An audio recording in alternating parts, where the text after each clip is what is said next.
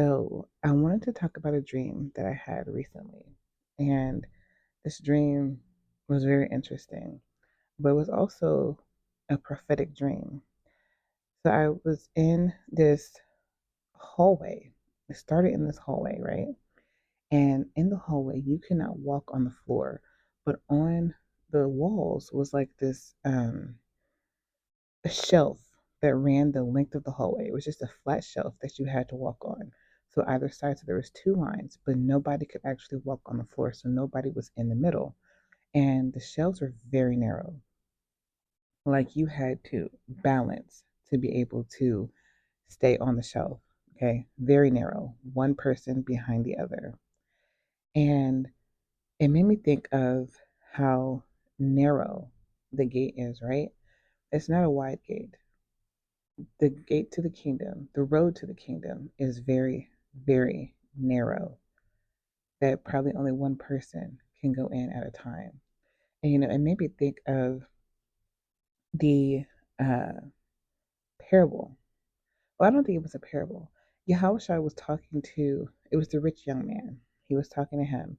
And, he was saying after the man had left, because he was like, sell all your things and follow me. And the man was like, I got too much stuff. I'm not going to sell anything. And so Yahushua told his disciples that it would be easier for a camel to get through the eye of the needle than a rich person to enter the kingdom. And the eye of the needle is like an actual gate called the eye of the needle.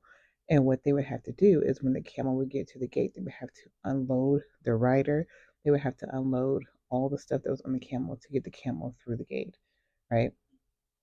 So it's very narrow, okay? This hallway at the very end led to this person who helped you off of the shelf and into what's called a labor station, right?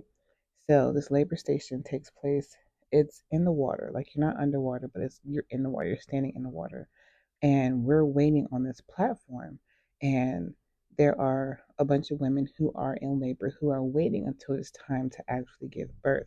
Now, it's not just women there, there's also men, right? And so, what happens is when the women are ready to give labor, they're either sent on a floating mat in the water to either the assisted birthing station, or they are sent to the unassisted birthing station. And if you know anything about assisted or unassisted birth, assisted birth is obviously that you have assistance with giving birth, whether it is with a doctor, whether it is with a midwife or a doula. Whereas unassisted birth is where you have no assistance by any kind of medical professional. You basically are just giving birth on your own.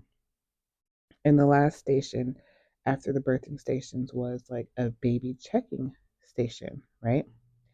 And so I was sent to the unassisted birthing station. I gave birth to this baby in the water, and I had to put the baby on like this. It made me think of Moses, how Moses was put in a basket, except it wasn't like a basket. It was just like this floating mat, but it had like sides around it, so like the baby wouldn't roll off. And I had to walk in the water to the baby checking station, right? And so at the baby checking station, there's three lanes. The middle lane is wider. That's where you send, the baby through. And then the other two lanes are narrow.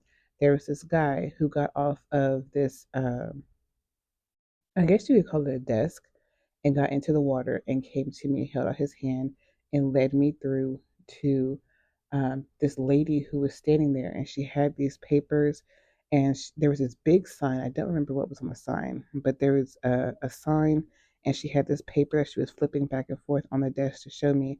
I don't remember what she said because I was just like, well, where is the baby? Where is my baby? Like, that was all I was concerned about. It's like, where's the baby, right? And after that, the dream ended. But there's a few revelations that this dream could mean that I was just like, wow, like I never thought of it like that. At the beginning, I mentioned that the hallway was the narrow road, right? and the floor itself was wide, but you couldn't walk on the floor. There was nobody on the floor.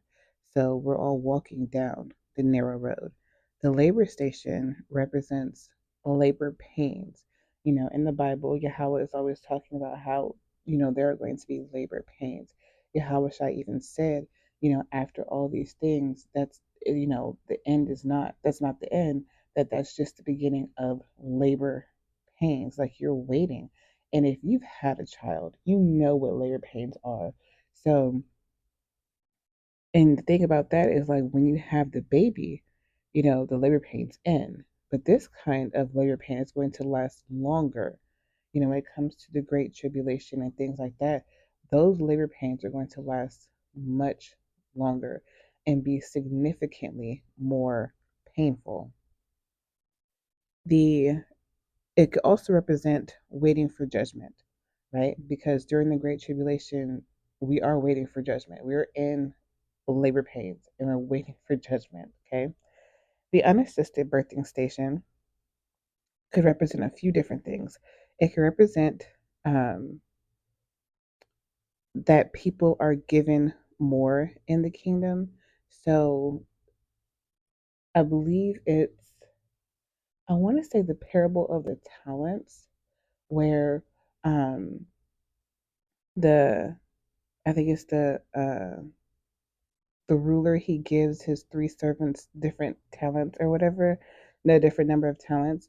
And when they took the talents, right, one, two of them doubled it. The other one, he just hid it in the ground, right? And the ruler was like, "You should have took it to the bank where it would have collected interest and whatnot."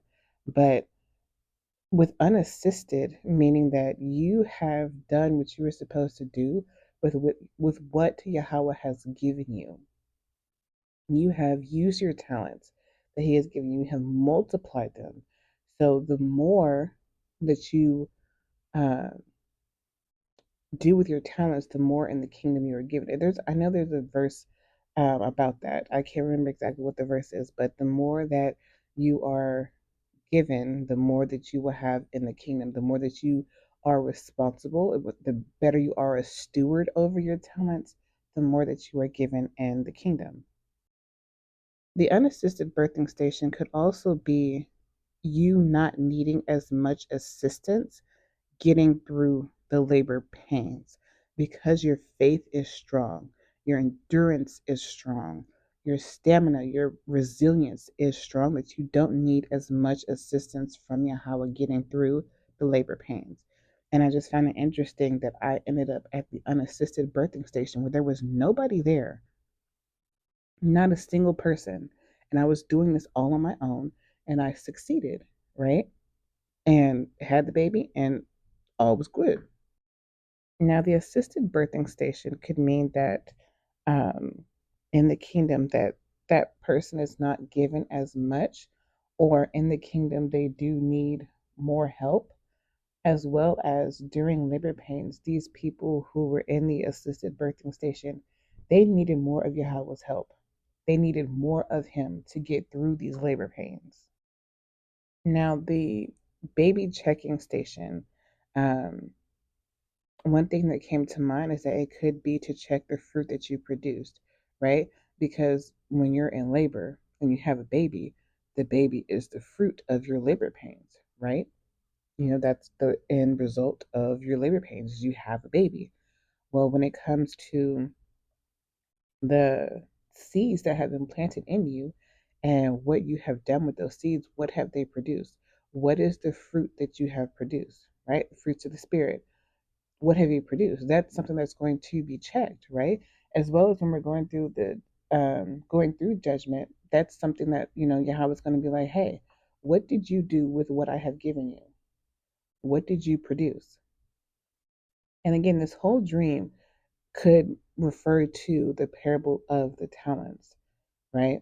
You have these two brothers or two servants who took their talents and doubled them, right? They didn't need any assistance. They did not need any help doing that. They went and got it on their own, of course, with the help of Yahweh, but they got it on their own. But the third one, he put it in the ground because he was like, well, you didn't work for it.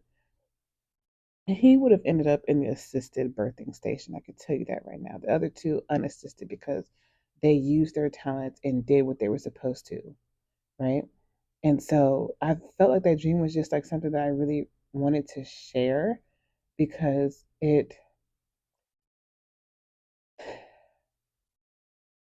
there's just something about it that I feel like other people need to hear. People need to understand, like, what kind of fruit are you producing? And are you even producing any fruit? That is the question. Are you producing any fruit? And what kind of fruit are you producing?